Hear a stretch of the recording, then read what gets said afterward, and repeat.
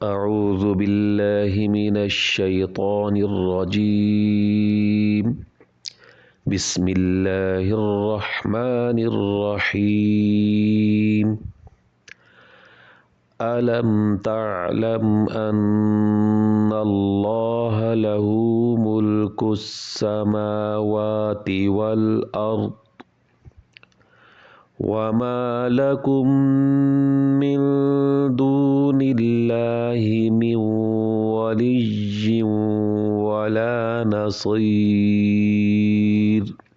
صدق الله العظيم اعوذ باللہ من الشیطان الرجیم بسم اللہ الرحمن الرحیم۔ تمام سننے والوں کو السلام علیکم۔ رب اشرح لی صدری ویسر لی امری واحلل عقدۃ من لسانی یفقہوا قولی۔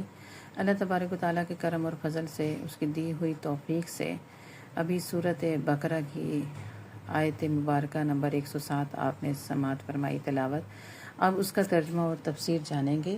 عالم کیا نہیں، تعلم جانتے تم، انا بے شک اللہ لہو اس کے لیے ملک بادشاہت، السماواتی آسمانوں، والارض اور زمین، اور ما نہیں لاکم تمہارے لیے، من دون سے سوا اللہ کے، من کوئی ولی حامی، ولا اور نہ نصیر مددگار۔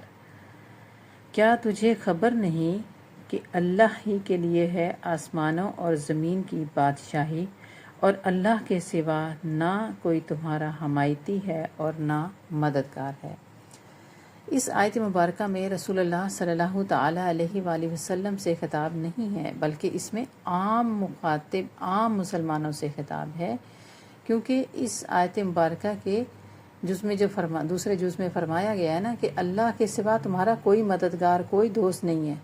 اللہ تبارک و تعالیٰ نے نسخ پر دلیل قائم کی ہے کہ اللہ تعالیٰ مالک اور حاکم ہے، اور جو مالک اور حاکم ہو وہ اپنے محکوم اور مملوک لوگوں کی مصلحتوں اور ان کے احوال کی رعایتوں سے واقف ہوتا ہے، اس لیے وہ ان کی رعایتوں اور مصلحتوں کے اعتبار سے احکام بدلتا رہتا ہے۔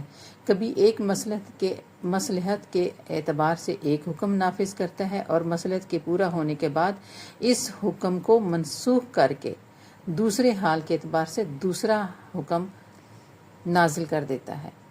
اور دوسری وجہ یہ بھی ہے کہ اللہ تبارک و تعالیٰ اپنی مخلوق کا مالک ہے، اور مالک اپنی مملوک میں جو حکم چاہے نازل کرے، اس پر کسی کو کوئی اعتراض کا حق نہیں ہے۔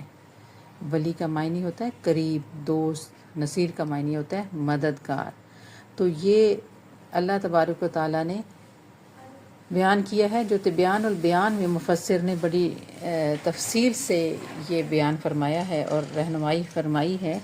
اور تفسیر ابن کثیر میں ہے کہ جس طرح سے یہ پہلے حکم آیا تھا کہ جس عورت کا خاوند مر جاتا تھا، پہلے اس کی عدت 1 سال تھی، پھر 4 مہینے 10 دن کر دی گئی، اور دونوں آیات قرآن پاک میں موجود ہیں۔ قبلہ جو تھا وہ پہلے بیت المقدس تھا، پھر کعبۃ اللہ ہوا، اور دوسری آیت صاف اور پہلا حکم بھی ضمن مذکور ہے۔ مسلمانوں کو حکم تھا کہ ایک مسلمان 10 کافروں سے لڑے اور ان کے مقابلے سے پیچھے نہ ہٹے، لیکن یہ پھر حکم منسوخ ہو کر 2 کے مقابلے میں صبر کرنے کا حکم ہوا، اور دونوں آیات کلام اللہ میں موجود ہیں۔ پہلے حکم تھا کہ نبی صلی اللہ تعالیٰ علیہ وآلہ وسلم سے سرگوشی کرنے سے پہلے کچھ صدقہ دے دیا کرو، لیکن پھر یہ حکم منسوخ ہوا، اور دونوں آیات قرآن پاک میں موجود ہیں۔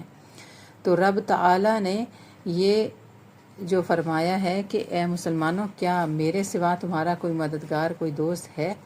یعنی میں ہی تمہیں ہر طرح کی رہنمائی دینے والا ہوں، اور میں ہی تمہارا مددگار ہوں، میں ہی تمہارا دوست ہوں، اور میں ہی تمہارا ولی ہوں۔